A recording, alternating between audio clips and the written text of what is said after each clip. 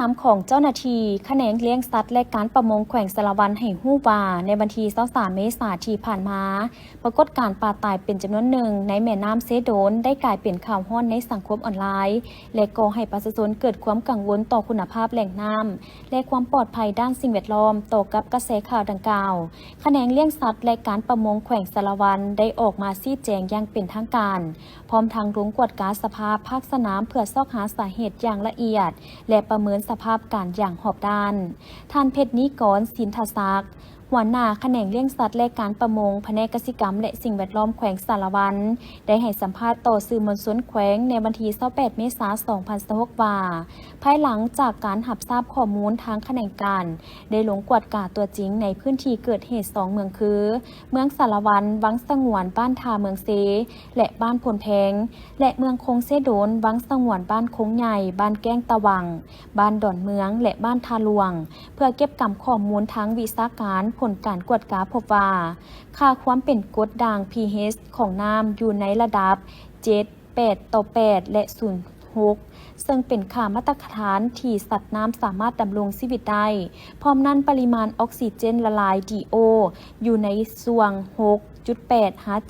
7.12 ถือว่าอยู่ในเกณฑ์ที่ปลอดภัยอย่างใดก็ตามค่าอุณหภูมิน้ำกับพบว่าอยู่ในระดับ 32.1 หา 32.7 องศาเซซึ่งสูงกว่าค่าปกติและอาจส่งผลกระทบต่อการดำรงชีวิตของปลาโดยเฉพาะชนิดที่บ่ทนความร้อนนอกนั้นทีมงานยังได้ตรวจสอบข้อสงสัยเกี่ยวกับการปล่อยน้ำเปื้อนจากโรงงานปรุงแต่งแป้งมันต้นในเขตเมืองคงเซโดนแต่ผลการกวดกาบ่พบหลักฐานการปล่อยน้ำเสียลงสู่แม่น้ำเซโดนแต่อย่างใดจากการวิเคราะห์สภาพรวมแขนงการเกี่ยวข้องได้สรุปว่าสาเหตุหลักของปรากฏการณ์ป่าตายแม่นเกิดมาจากปรากฏการณ์เอลนีโญที่ส่งผลให้อุณหภูมิภายนอกพุ่งสูงถึง 39 หา 41 องศาเซพร้อมกับระดับน้ำลดต่ำและแห้งของแม่น้ำคลองส่งผลให้ป่าบางชนิดปรับตัวบ่ทันจนเกิดการตายและลอยขึ้นผิวน้ำตามที่ปรากฏในข่าวในนั้นยังพบว่ามีประชาชนบางส่วนได้นำใส่เครื่องมือหาปลาที่ผิดกฎหมายเช่นเครื่องซอดปลาซึ่งเป็นปัจจัยมีบางจุดปลาตายตามแม่น้ำเซโดนจากข้อมูลทั้งหมดสามารถยืนยันได้ว่าปรากฏการณ์ปลาตายในครั้งนี้บ่ได้เกิดจากมลพิษหรือการปล่อยน้ำเสียแต่เกิดมาจากสภาพดินฟ้าอากาศที่แปรปรวนรุนแรงอันเนื่องมาจากปรากฏการณ์เอลนีโญประกอบกับการนำใช้วิธีหาปลาที่บ่ถูกกฎหมายในโอกาสนี้ท่านก็ได้เชิญชวนให้ประชาชนและทุกภาคส่วนเพิ่มทวีความเอาใจใส่ในการอนุรักษ์และคุ้มครองแหล่งน้ำพร้อมทั้งปฏิบัติตามระเบียบกฎหมายด้านการประมงอย่างเข่งขัดเพื่อรักษาธนุรักษ์สัตว์น้ำและสมดุลระบบนิเวศให้ยืนยงต่อไปในวันที่ 8 พฤษภาคม 2026 อยู่ที่ห้องการนิคมอุตสาหกรรมนครหลวงเวียงจันทร์แผนกอุตสาหกรรมและการค้านครหลวงเวียงจันทร์ได้จัดพิธีทำลายสินค้านำเข้าและจำหน่ายที่บ่ถูกต้องตามระเบียบการประเภทเบียร์และยาสูบรวมมูลค่า100 กว่าล้านกีบโดยการเข้าร่วมของทานไซทิเดชอินทโซนห้องหัวหน้ากรมการค้าภายในกระทรวงอุตสาหกรรมและการค้าพร้อมด้วยภาคส่วนเกี่ยวข้องเข้าร่วมท่านมโนศักดิ์ไซศิริกุลหัวหน้าแขนงการค้าภายในแผนกอุตสาหกรรมและการค้านครหลวงวิจันทร์ได้รายงานให้รู้ว่าในระยะผ่านมาแผนกอุตสาหกรรมและการค้านครหลวงวิจันทร์ร่วมกับองค์การอุตสาหกรรมและการค้าเข้าตัวเมืองได้สุ่มใส่ลงขวดกาบรรดาหัวหน่วยธุรกิจห้านค้าขายหยกและขายย่อยทั้งหมด10 ครั้งซึ่งได้กวดกา58หัวหน่วยผ่านการกวดกาตัวจริงพบเห็นสินค้าที่นำเข้าบ่ถูกต้องตามระเบียบกฎหมายจำนวน12หัวหน่วยประกอบมีเบียร์จำนวน300 แก๊สยาสูบจำนวน446 ตุดรวมมูลค่าทั้งหมด111 ล้าน 9 แสนกีบสินค้าดังกล่าวแมนบ่มีสแตมป์เสียภาษีบ่มีสลากเป็นภาษาลาวและบ่มีเลขทะเบียนอาหารและยาอย่างถูกต้องซึ่งทางเจ้าหน้าที่การค้าได้เฮ็ดบันทึกกวดกาและยึดสินค้าเพื่อมาทำลายทิ่มพร้อมทั้งได้เชิญผู้นำเข้าและจำหน่ายเข้ามากล่าวเตือนและศึกษาอบรมตามระเบียบการนำเข้าสินค้าที่บ่ถูกต้องบ่เพียงแต่ส่งผลกระทบต่อการเก็บรายรับงบประมาณของรัฐเท่านั้นแต่ยังอาจส่งผลกระทบต่อสุขภาพของผู้บริโภคและสร้างสภาพแวดล้อม ให้มีการแข่งขันที่บ่เป็นธรรมพร้อมเดียวกันนี้ทางแผนกอุตสาหกรรมและการค้านครหลวงวิจันทร์ยังได้เรียกร้องมายังอำนาจการปกครองท้องถิ่นบ้านเมืองและทุกภาคส่วนในสังคมจงช่วยเป็นหูเป็นตาหากพบเห็นการลักลอบนำเข้าหรือจำหน่ายสินค้าบ่ถูกต้องนอกระบบแม่นให้แจ้งเจ้าหน้าที่การค้าทุกขั้นเพื่อกวดกาและกำจัดบ่ให้สินค้าดังกล่าวจำหน่ายได้อยู่นครหลวงวิจันทร์อย่างเด็ดขาดเพื่อปกป้องสิทธิผลประโยชน์อันชอบธรรมของผู้บริโภคทั้งเป็นการปกป้องหัวหน่วยธุรกิจที่เคลื่อนไหวถูกต้องเติมอีก ซุ้มใหญ่ผู้แทนคณะผักหักฐานแผนกการเงินนครหลวงเวียงจันทร์ข้างที่8ทานสุริเดชสุวรรณจุ่มคำห้องหัวหน้าแผนกการเงินนครหลวงเวียงจันทร์ได้ขึ้นผ่านบทสรุปแผนพัฒนาเศรษฐกิจสังคม5 ปีผ่านมาซึ่งได้ยกให้เห็นถึงผลสำเร็จในการจัดตั้งปฏิบัติแผนพัฒนาแขนงการเงินนครหลวงเวียงจันทร์ระยะ5 ปี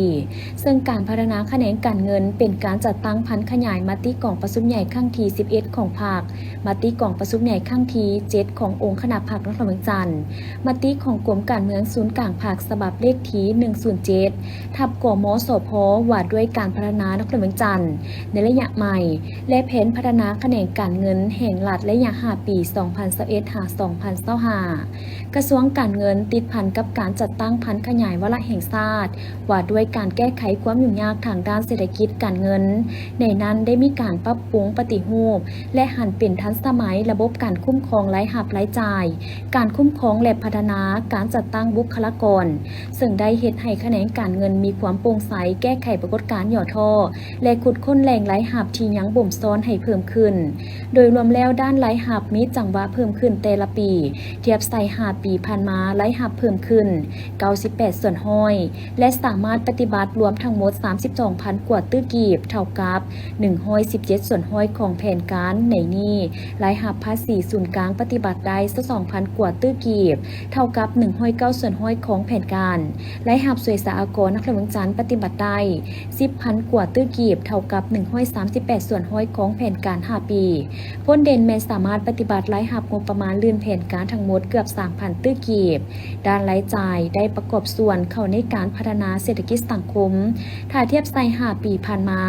รายจ่ายได้มีท่าเอียงเพิ่มขึ้น35ส่วนห้อยสามารถปฏิบัติ5 ปีผ่านมาได้ 4,000 กว่าตื้อกีบเท่ากับ99ของแผนการสามารถลดผ่อนรายจ่ายได้ 37.88 ตื้อกีบการเกินดุลงบประมาณของนครหลวงจันทร์ได้เพิ่มขึ้นในแต่ละปีรวม5 ปี 4,000 กว่าตื้อกีบและสามารถดุลเดียงพันธาตามแผนให้กระทรวงการเงินได้100ส่วนห้อยในแต่ละปีเพื่อช่วยหนุนบรรดาแขวงที่ขาดดุลและมอบเข้าคลังสะสมแห่งรัฐสยามบุรีจัดงานบุญบั้งไฟขึ้นอย่างยิ่งใหญ่มีบั้งไฟเข้าร่วมหลายกว่า 4,000 บั้งเพื่อจุดถวายแก่ธาตุนางสามพิวและเพื่อขอฟ้าขอฝนให้ตกถูกต้องตามฤดูกาลซึ่งเป็นบุญประเพณีที่สืบทอดกันมาเป็นเวลาดนนานและมีบั้งไฟหลายกว่าทุกเมืองในทั่วประเทศสร้างความตื่นตาตื่นใจแก่นักท่องเที่ยวบุญดังกล่าวได้จัดขึ้นในวันที่22-23 เมษายน 2026 ผ่านมานี้ท่านนางสามพิวมีตำนานเล่าขานกันว่าในเมืองแห่งนี้มีหญิงสาวคนหนึ่งหน้าตาสวยงามความงามของนางในวันหนึ่งได้เปลี่ยนแปลง3 ครั้งในตอนเช้าผิวของนางได้เปลี่ยนเป็นสีขาวปานยองฝ้ายบ่ายยามตอนเที่ยงก็กลายเป็นสีไข่และตอนค่ำก็เปลี่ยนเป็นสีฟ้าสาวบ้านสาวเมืองได้หาเรื่องใส่นางว่าเป็นคนเข็ดค้นขวางบ่ยอมให้นางอยู่ห่วมบ้านหัวเมืองจากนั้นเสนาอามาตย์ก็ได้ไปกราบทูลต่อพญาและขอให้พญาฆ่านางทิมหรือไล่ออกจากเมืองแต่พญาก็คำนึงถึงคุณงามความดีของพ่อนางที่มีต่อบ้านเมืองฉะนั้นจึงลงโทษด้วยวิธีให้นางและแม่ของนางปลูกต้นจำปาใส่พลานหินอ้อมวัดภู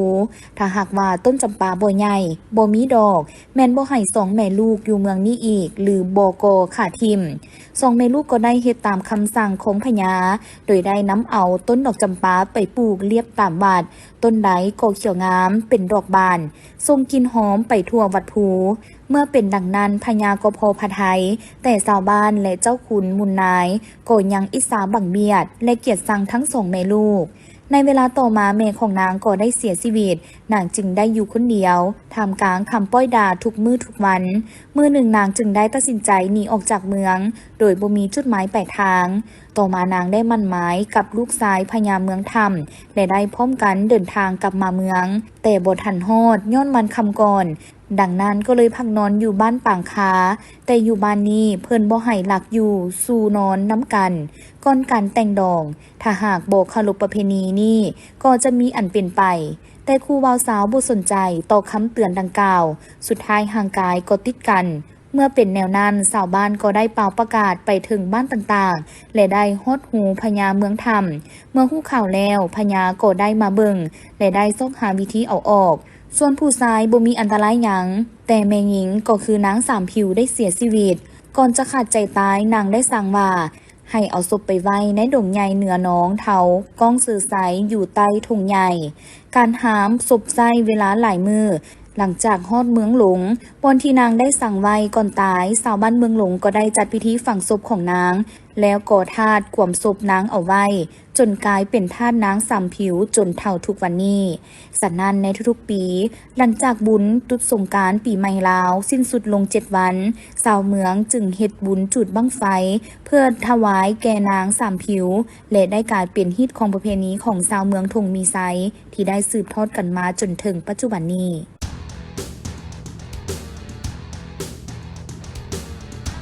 คือเสกป้องเจ็บปื้อสุภาพค้าเฮามาแต่ทิตาเบตดารุงชีวีอยู่ประจำลาวอยู่ภาคเหนืออยู่รู้นำท่ามือสีบันพญาหลวงกันดารุงชีวิตภาวะค้าเฮาก็เฮ็ดเข้าระวันลิสัตน้อยภาวะค้านั้นถือศาสนาผีสุขภาวะค้าเฮามีโยงเสื้อผ้าสีดำมีชิวดอกไม้เนาะมีหมวดสีแดงสีดำก็มีแล้วก็มันแตกต่างกันผู้หญิงผู้ชายบ่คือกันเนาะ